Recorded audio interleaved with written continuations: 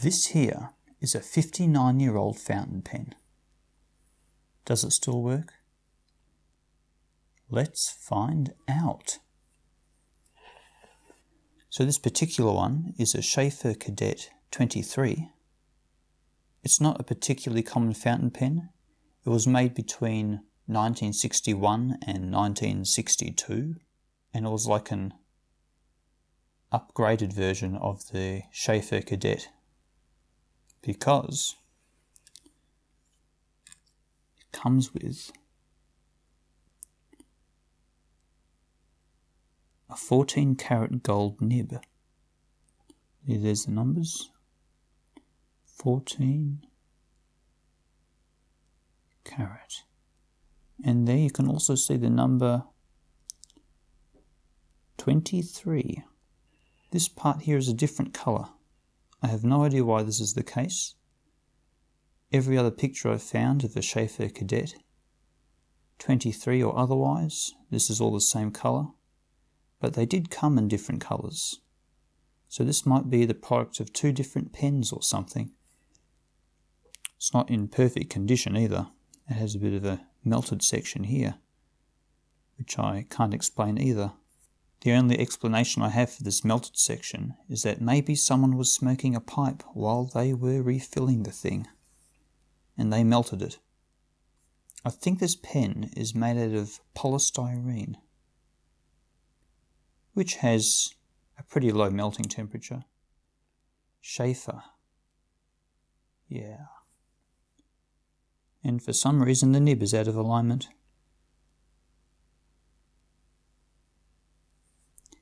Now the way you refill the ink in these old Sheaffer pens was actually pretty cool. In most fountain pens these days you pull the pen apart, and then if you're lucky you have a piston converter here, and you can dunk the whole thing into the ink up to about here, and then draw back the piston, and you have this whole thing covered in ink. Sheaffer decided this just wasn't good enough. And so they came up with two systems. The TipDip, which this one is. See, there's a tiny hole in the very top here where the ink is drawn up into the reservoir. There's an ink sac hiding in this barrel here. And they also came up with another one where a little proboscis, I guess, came out of the pen. It was like one of the most mechanically complex pens ever made. And then you would just dip that little snorkel into the ink, and then the ink would be drawn up. But how the ink is drawn up is also very cool. You unscrew the end of the pen here, and this great big air piston comes out. Now if you came to the conclusion that when you pulled the piston out, that's when the ink was filled up, you would be mistaken. It's actually when you push the piston down when the ink is refilled. And how on earth would that work? Well, let's open it up and see.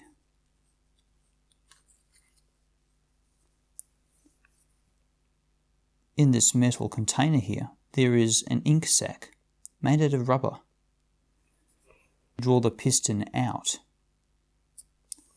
And then once you get to the very end here, the air pressure equalizes and you can hear some gas escaping. And then when you push the piston down, you start producing compressed air inside the pen. This squeezes the ink sac down to the point where you get to the very end and the air pressure is equalized again, and then the ink sac swells up full of ink. In fact, if I put the microphone up to the pen, you'll be able to hear the air come in and out of the pen as I pull the piston in and out.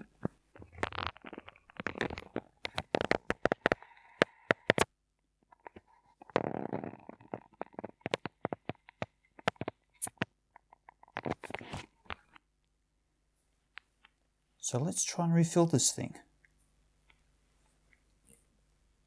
I'm just going to be using some Parker Quink ink.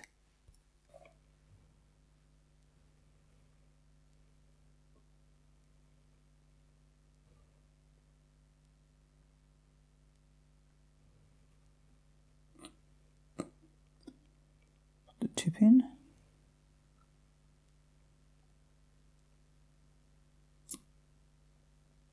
And that should be it.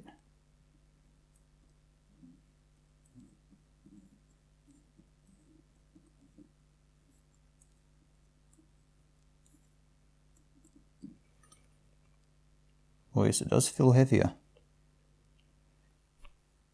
There's very little ink that actually ended up on the nib, which is pretty good.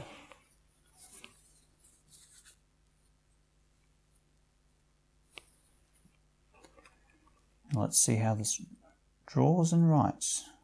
It's quite a fine nib, and the ink comes out with very little pressure at all.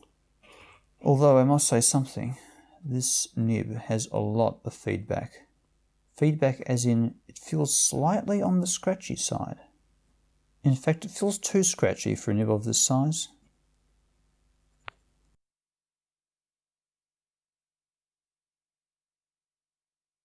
And then I started to do what I do with every kind of pen I've ever had. I just start drawing with the thing.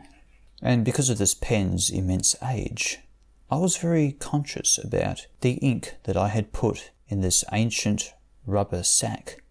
I was worried it would be able to degrade the sack in some way, destroy its integrity. So I was quite determined to use up the entire ink sack in one sitting, which I achieved quite easily, despite the fact that the ink flow out of this pen wasn't that great. It was constantly stopping. I would have to re-wet the end of the nib just with a tiny droplet of ink, and then I would empty out that droplet onto a piece of tissue paper.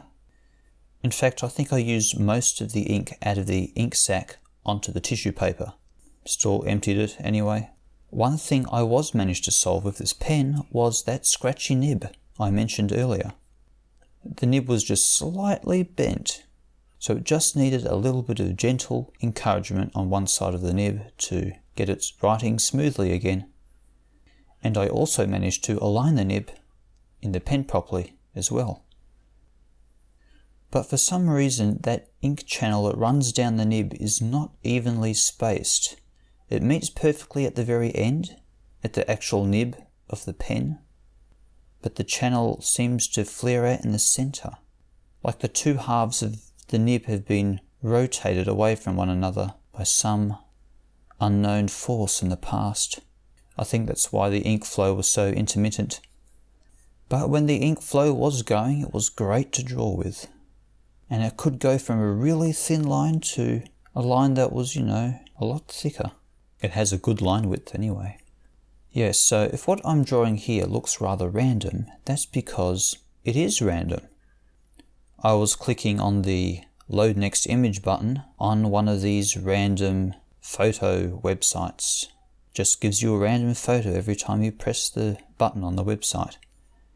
It gave me a picture of a fly, and then a flower, and then a tree, and then a building, and then a microphone, and then a overexposed picture of a woman's face, which I'm sure I've seen at the local doctor's office. They must get these pictures from like a free stock photography website or something. Anyway, this is a great pen. In fact, it would have been really good if it was kept in better condition throughout its whole life, but by the time I got it, it was a bit worse for wear.